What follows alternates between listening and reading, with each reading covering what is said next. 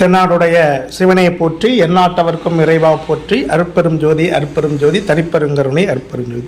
குறிஞ்சி mystic செல்வமையாவுடைய TV channel வழியாக இந்த நிகழ்ச்சியெல்லாம் பார்த்து கொண்டிருக்கக்கூடிய பல லட்சக்கணக்கான தமிழ் உள்ளங்களுக்கு என்னுடைய முதற்கண் வணக்கத்தை தெரிவித்துக் கொள்கிறேன். இன்று நம்முடைய பதிவில் நம்ம பார்க்க இருப்பது புலிப்பாடி ஜோதிடம் பாடல்கள் 300. அதில் 97வது பாடல். இந்த 97வது பாடல் நல்ல ஒரு நுட்பமான கருத்து உள்ள பாடல். இது நீங்களே உங்கள் வீட்டில் உங்கள் குடும்பத்தில் யாருக்கு இருந்தாலும் இந்த பாயிண்ட்டை பார்த்துக்கலாம். வளரக்கூடிய ஜோதிடர்களுக்கு இது ரொம்ப ரொம்ப பொக்கிஷமான ஒரு கருத்து, ஒரு பாடல். இந்த பாடல் சரிங்களா, என்ன சொல்கிறாப்புல அப்படின்னு கேட்டிங்கன்னா, கண் பார்வை பாதிப்பு யாருக்கெல்லாம் ஏற்படும் அப்படிங்கிற மாதிரி சொல்கிறார். யார்? புலிப்பாணி சித்தர். பாருங்கள், பாரப்பா பதியோனும் ரெண்டோன் கூடில். பதினா யாருன்னா லக்னாதிபதி. சரிங்களா, பதினா லக்னாதிபதி. லக்னாதிபதியும் 2 குடையவனும் கூடில் பகருகின்ற அசுரகுரு பலத்துன்னு இருக்க. அதாவது அசுரகுருனா சுக்கிரன். இந்த மாதிரி கூடி நின்று சுக்கிரன் பலமாக, ரொம்ப பலத்து நிற்க. கூட்டுவாய் குளவிக்கு நேத்திர ஊனம் அப்படின்னு சொல்கிறாரு. அதாவது இந்த மாதிரி பலமாக இருந்துச்சு அப்படின்னா லக்னாதிபதியும் 2 குரியவனும் சேர்ந்து இருந்து கூட சுக்கிரன் பலத்து இருந்தால் நேத்திர ஊனம். ஊனம் கண் பார்வையில் பிரச்சனை ஏற்படும். கொற்றவனும், அடுத்த வார்த்தை சொல்ற, கொற்றவனே மாந்தியோடு கூடி நிற்க. மாந்தி கரகம், சனியினுடைய துணைக்கரகம் மாந்தி, குளிகன்னு சொல்லுவாங்க. கூடி நிற்க. தேடுவாய் ஜென்மன் உதிக்கும் போது. என்ன சொன்னார்னா, இப்படி இருந்தால் அந்த குழந்தை பிறக்கும் போதே திடமாக செப்புவாய் நேத்திரம் இல்லை அப்படின்னு சொல்கிறார். ஆடுவாய் போகருடைய கடாச்சாத்தாலே அப்பனை புலிப்பாணி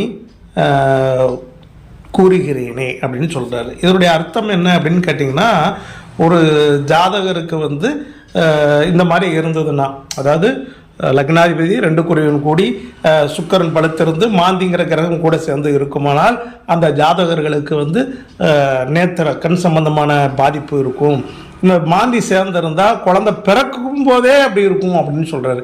அப்போ கருத்து எப்படின்னா, குழந்தை பிறந்து கொஞ்ச நாள் ஆனதுக்கப்புறம் வரலாம். ஆனால் இங்கே மாந்தியோடு சேருகின்ற பொழுது பிறக்கும் போதே வரலாம் அப்படின்னு வருது, பிறக்கும் போதே. ஆனால் நான் பொதுவாக என்னுடைய அனுபவத்தில் நான் பார்க்குறேன், லக்னாதிபதியே 2 குரியவன் சேர்ந்து ஒரு ஜாதகத்தில் 6, 8, 12 சொல்லும். 6, 8, 12 இந்த இடங்களில் இருக்குமானால் நல்லா ஞாபகம் வச்சுக்கோங்க. அதாவது லக்னாதிபதியும் 2 குரியவனும் சேர்ந்து 6, 8, 12ஆம் இடங்களில் இருக்குமானால் அவர்களுக்கு கண் பார்வையில் பின்னாடி வரக்கூடிய, நான் பிறக்கும் போதே நான் சொல்லலை, பின்னாடி வரக்கூடிய காலகட்டங்களில் கண் பார்வையில் கோளாறு ஏற்படுவதற்கு ரொம்ப சான்சஸ் இருக்குது. நம்ம அனுபவத்தில் நிறைய பார்த்துக்கிட்டே இருக்கோம். அதே மாதிரி பார்த்திங்கன்னா, இந்த லக்னாதிபதி 2 குரியவனும் சேர்ந்து நல்லா ஞாபகம் வச்சுக்கோங்க, சேர்ந்து 6, 8, 12 இருக்கத்தக்கன சுக்கிரனும் இந்த 6, 8, 12 கூட இருக்குமானால், இப்போ நான் இந்த புலிப்பாணி சொன்ன பாட்டை நான் சொல்கிறேன், 6, 8, 12 இருந்து சுக்கிரனும் கூட இருக்குமானால் அந்த ஜாதகர்களுக்கு கண் பார்வையில் நிச்சயமாக பிரச்சனை வருது. இதில் மாற்று கருத்து இல்லை. சரிங்களா, அவர் எந்த இடம்னு சொல்லாமல் இருக்கார். ஆனால் அனுபவத்தில் 6, 8, 12ஆம் இடங்களில் இந்த இடங்கள் நம்ம பார்க்கோம்.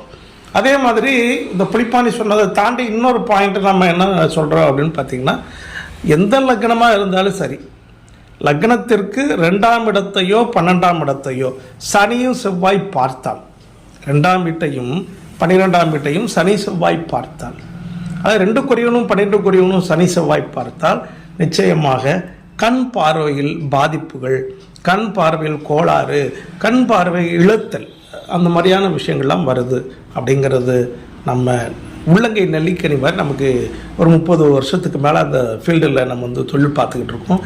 நமக்கு அப்படியே பட்டவர்த்தனமாக தெரியுது.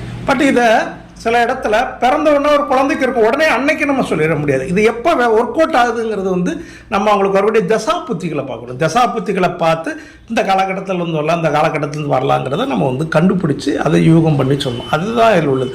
பட் இந்த கருத்துக்கள் பொய் இல்லை. அது எப்போ அப்ளிகபிள் ஆகுது அப்படிங்கிறதான் நம்ம ஒரு ஜோதிடர் வந்து கண்டுபிடிக்க வேண்டிய முக்கியமான நுட்பம்.